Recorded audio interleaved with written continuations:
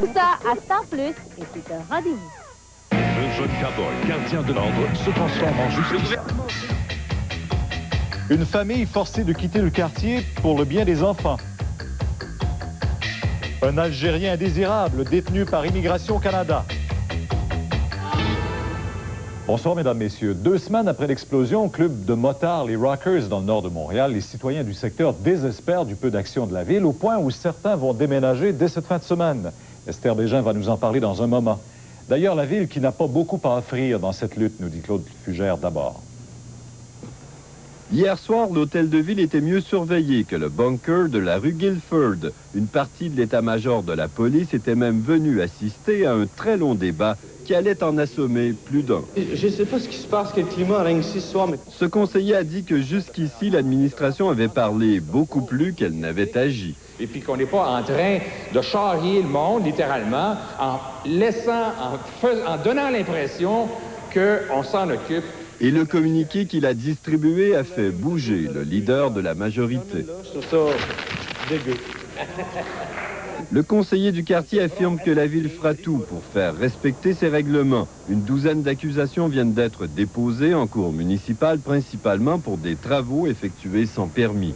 N'oublions pas que c'est pas tellement le poids du marteau qui compte, c'est plutôt le swing du manche. Et des petits coups, c'est tout ce que l'administration Bourque admet pouvoir donner. Et on comprendra peut-être qu'avec les maigres moyens dont nous disposons ici, on aura tout tenté.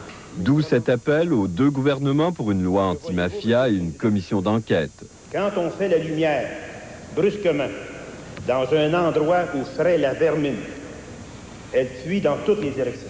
La lourde machine administrative s'est donc mise en branle avec son arsenal de règlements, ce qui n'a pas empêché le très sophistiqué ordinateur parlant de la salle du conseil de se détraquer pendant le débat. À l'exception de cas bien spécifiques, où la sécurité publique le commanderait.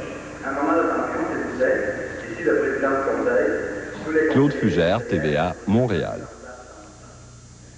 Ça ne changera rien, ils vont rester là pareil. Pour Sylvie Picard, résidente de la rue Guilford dans le quartier Rosemont à Montréal, la douzaine d'accusations de la ville contre les Rockers, ce n'est pas ça qui va faire partir la bande de motards du voisinage. Tellement pas que c'est elle, finalement, qui déménage, dès la fin de semaine. Oui, je ne veux pas prendre de risques ou de chances qu'il arrive un autre malheur. Là. Sylvie est mère de 3 enfants âgés de 3 à 7 ans.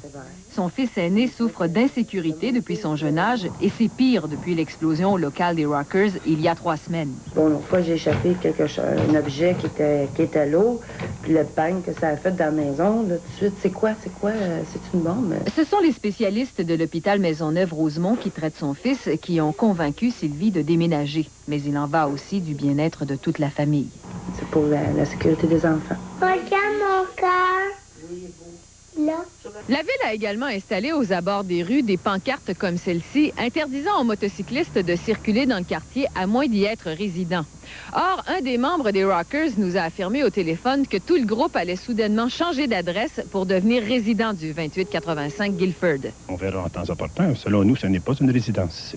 Mais pour les voisins des Rockers, ce n'est pas ça non plus, de toute façon, qui va changer quoi que ce soit. La ruelle qui est à l'arrière de chez moi, il n'y a rien qui indique que les motos n'ont pas de droit.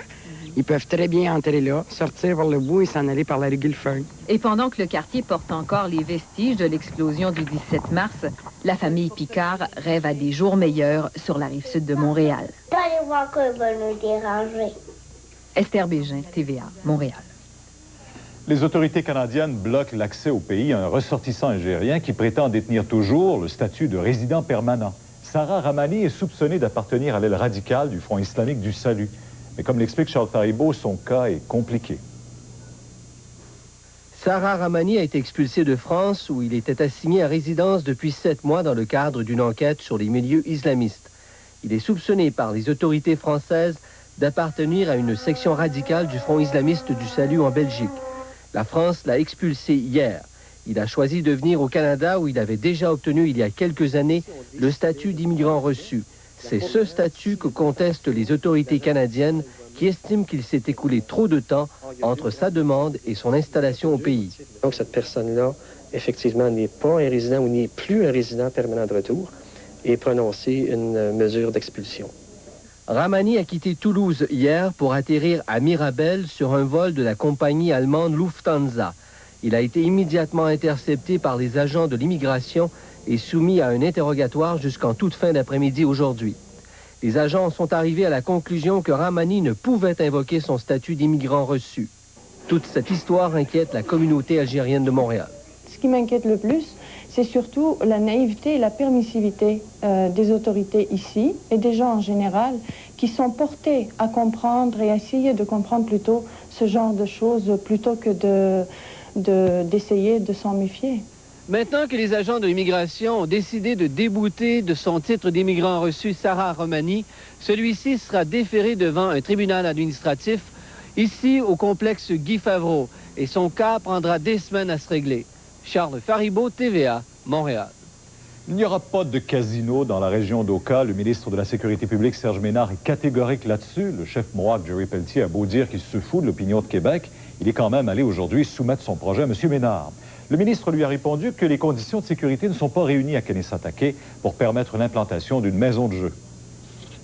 Et que va-t-il faire si, un jour, comme c'est toujours la crainte, le crime organisé voudrait profiter du casino à Oka, il va faire...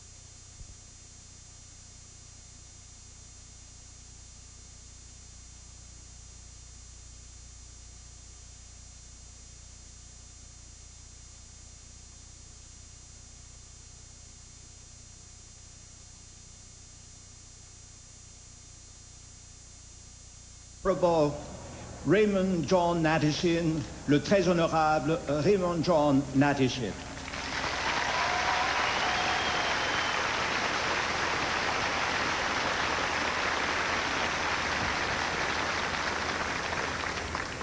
Fellow Canadians, chers compatriotes, quelle magnifique célébration, quel talent extraordinaire.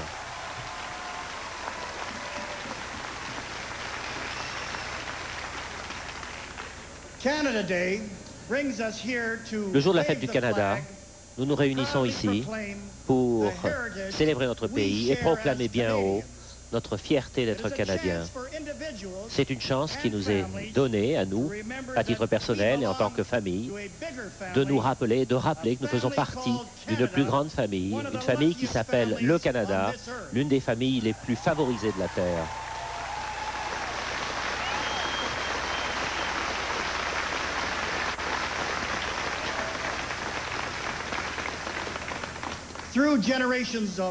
Pendant des générations d'efforts, de détermination, nous avons réussi à bâtir un pays qui offre tant à tous ses citoyens.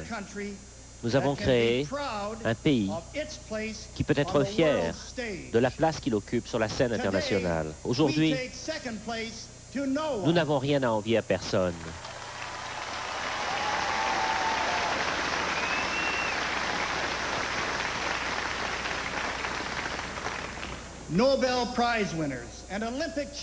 Des prix Nobel, des champions olympiques, des grands acteurs, des chefs d'entreprise, des soldats de la paix, des hommes d'État. Voilà tout ce qu'on trouve au Canada. Et le Canada en produit encore. Nous, le peuple canadien, avons bâti un pays tout à fait spécial. Nous sommes les seuls à le savoir, d'ailleurs. Nous ne sommes pas les seuls à le savoir, pardon. Nous sommes respectés dans le monde entier pour nos réalisations et pour le rôle que nous jouons sur la scène internationale.